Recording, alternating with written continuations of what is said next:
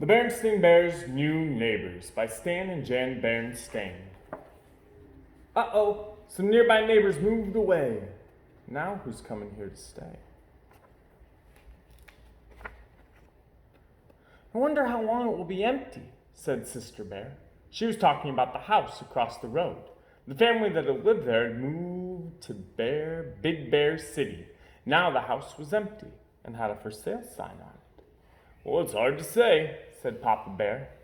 I don't think it will be empty very long, said Mama. It's a very nice house.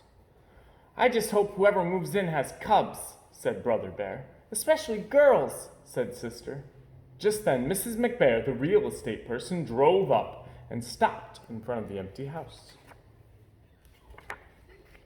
She got out of her car and hammered a sold sign over the for sale sign. Well, how about that, said Papa. Somebody bought it already. He called across the road. Say, Mrs. McBear, who'll be moving in? Hi, Bear family, she said. Can't talk right now, too busy. And then she got into her car, waved, and drove away. Said Papa. That's not like Mrs. McBear. She usually has plenty to say. Well, maybe she doesn't know who will be moving in, suggested Mama. Well, of course she knows, said Papa. Whoever it is, she sold them the house, didn't she? I suppose so, said Mama. But I don't know what a difference it makes. It makes a lot of difference, said Papa. It's important to know who your neighbors are. I just hope whoever moves in has cubs, said Brother. Especially girls, said Sister. Over the next few days, the Bears went about their business. Papa worked in his wood shop. Mama had a lot of tulip bulbs she wanted to put in. Brother and Sister went to school in the morning and came home in the afternoon. Once in a while, they wondered what their new neighbors would be like. Would they be young or old? Would they be friendly or would they keep to themselves? Hey, said Brother early one morning, our new neighbors are moving in, and they do have cubs. Sister ran to the window. Any girls? She said. Yeah, said Brother. 2 girls and 1 boy.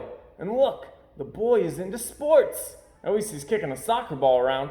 Come on, sis, let's go over and play. Now hold on, please, said Mama, who had joined the cubs at the window. But Mama, said Sister, it's Saturday. We don't have to go to school. We've got to give them a chance to get moved in, Mama said. They do look like a lovely family. We'll go over later and welcome them. Said Papa, looking out the window. Now who do you suppose they are? He added in a grumpy tone of voice. And what do you suppose they're doing here? Well, said Mama, I suppose they're the panda family, because that's what they painted on their mailbox. As for what they're doing, I suppose they're doing the same thing as we are, living here. What's the matter, Papa? Asked Sister. Don't you like them? That's not it, he said. It's just that they're different. That's all. Well, different or not, said Mama as they sat down for breakfast. There are new neighbors, and later today we're going to welcome them with a jar of our special honey. Besides, she continued, I thought you liked things to be different. When we were at the bulb farm, you complained when I wanted to buy all yellow tulips. Get different colors, you said. The cubs agreed with you, so I got yellow, red, and blue. Papa didn't say anything. He just kept eating and looking grumpy. And you always use different kinds of wood in your furniture work, she went on. And if we have the same thing for dinner 3 nights in a row, you say not the same thing again. Why can't we have something different? Well, that's different, grumbled Papa as he left the breakfast table. Just look at that, would you? He said, looking out the window. Before you start giving away all our special honey, I think you should have a look at what our new neighbors are doing. They've hardly even moved in, and they're building a fence. A spite fence. What's a spite fence, Papa? Asked Sister. Mama looked out the window and saw that the pandas did seem to be putting up some sort of fence, though it didn't look like any fence she'd ever seen. It looked more like a row of sticks. A spite fence, said Papa, is a fence that bad neighbors put up just for spite. They do it just to be mean and keep decent folks from seeing what they're up to. I'm sure there's an explanation, Mama said. She was back in the kitchen putting a big red bow on a jar of special honey. Said Papa. I was saving that honey for a special occasion. New neighbors are a special occasion, she said. Hi, neighbors, said Brother. We're Brother and Sister Bear. He and Sister had decided not to wait for the family welcoming visit. We live in that big treehouse across the road. I'm Peter Panda, said the new cub. These are my sisters, Pam and Patty. The new cubs were very friendly, and pretty soon, one and all were busy talking about the things that cubs talk about.